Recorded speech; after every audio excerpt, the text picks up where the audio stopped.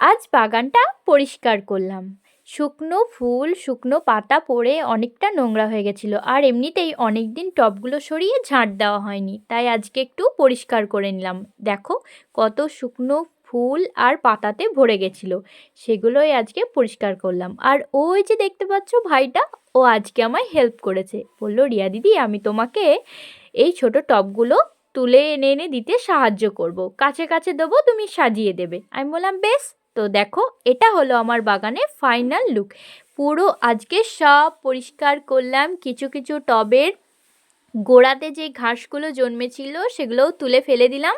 তোলার পর আমি আর ও মিলে বাগানটা পুরো সাজিয়ে নিলাম। তারপরে একেবারে একদম ডিপ করে চান করিয়ে দিলাম সব গাছগুলোকে, পাইপের জল দিয়ে একদম ধুয়ে দিলাম। বাগানটা কেমন লাগছে এখন কমেন্ট করে জানাবে। ভিডিওটা ভালো লাগলে লাইক করো, সঙ্গে থেকো, টাটা।